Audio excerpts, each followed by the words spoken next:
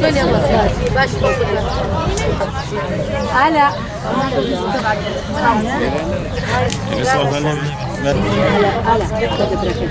بابا أخوي ولا تبصر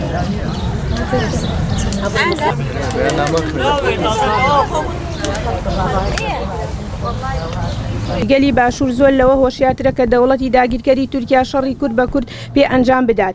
هەموو گەل و نەتەوەیەک مافی خۆیەتی بە ئازادی لەسەر خاکی خۆی بژی لە هێرش و داگیرکەریەکانی خۆی بپارێزێ. گەلی کوردیش کە چەندین ساڵە هێرش دەکرێتە سەری و کۆمەڵکوش دەکرێت و تەنها خۆی پاراستووە و هێریشی نەکردوتە سەر خاکی هیچ نەتەوەیەک. لەسەر خاکی خۆمان ستەمان لێ دەکرێت و تاڵان دەکرێن و بە ناحەق ڕز و باخ و دارستانمان دەبڕون و دەسووتێنن. ئاوارەمان دەکەن و لەسەر خاکی کوردان خۆیان بنیاد دەنێن و ئاژاوەگێڕی لە نێوان کوردان دروست دەکەن. لەو هەموو بارودۆخە ناهەموارەدا ئێمەی دایکان زەرمەندی یەکەمینن و چونکە ڕۆڵە و هاوسەر و برا و باوکمان شەهید دەکەن و لێرەدا ئێمەی ژنان قوربانی سەرەکین و ئێش و ئازارمان دەکەن و هەروەها چۆن پێشتر خاکەکەمانیاندا باش کرد لە پێش چاوی هەموو جیهان ئێستاش هەمان کارەسات و ستەم بەردەوام کوردانی کەمپی مەخمور و کە کوردی باکووری کوردستان و لە مەخمور نیشتەجێ بوون لە دەستەمی دەوڵەتی تورک ئاوارە بوون و لێرەش بۆردمانیان دەکەن و بۆ بێگوێدانە مافی پەنابەرێتی و ئاواری سروشتمان نەلاو دەبن. ژینگەی پارێزانی جیهان بۆچی بێدەنگن بەرامبەر ئەم وێرانکاریە وەکو ئەبینین کە لە سێبەشی کوردستان دەوڵەتی تورک کۆمەڵکوژی ئەنجامداوە و کاری بۆ سڕینەوەی کورد کردووە.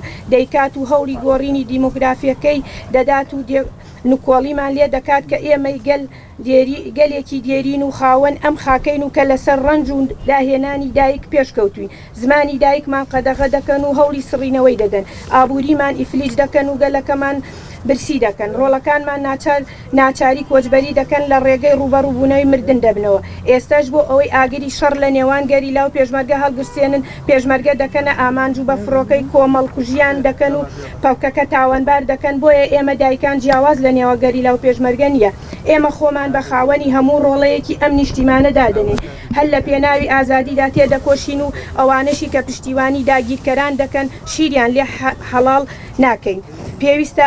پێویستە نەکەونە ناو ئەو شەڕە ناڕەوایەوە بە یەکڕیزی بەرامبەر داگیرکەران بەرگری لە خاک و کەرامەتی گەلەکەتان بکەن.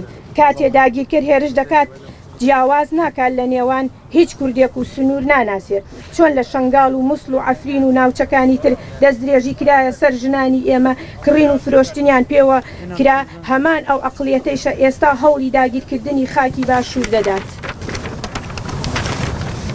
ئێمە وەکو دایکانی لە چکسپی هەموو داگیرکەریەکانی شەرمەزار دەکەین و داوای یەکڕیزی کوردان دەکەین و پێویستە ژنان یەک هەڵوێست و یەک دەنگ بن بەرامبەر داگیرکەریەکان و دایکان خۆیان بە بەرپرسیارەتی ببینن لە خاوەندارێتی کردنی لە خاک و نیشتیمان. هەر بۆیە ئێمە وەکو دایکان داواکارین لە بەڕێستان یەک کار بکەن بۆ دەرکردنی سوپای تورک لە خاکی باش و کوردستان. یەک ببینە ڕێگری لە بەرەم دروستبوونی شەڕی کورد بە کورد. سێ داواکارین هەرچی زووە تاڵانکاری لەسەر خاک و سروشتی هەرێمی کوردستان بووە سێندرێت. چوار ئەو ئاوارانەی کە بەهۆی بۆردمانی دەوڵەتی تورکیاوە گوندەکانیان چۆڵ کردو ڕێگەیان پێ بکرێتەوە بگەڕێنەوە سەر ماڵی خۆیان بژی بەرخودانی گەلی کورد بژی بمرێ خیانەت. کۆمیتەی دایکانی لە چکسپی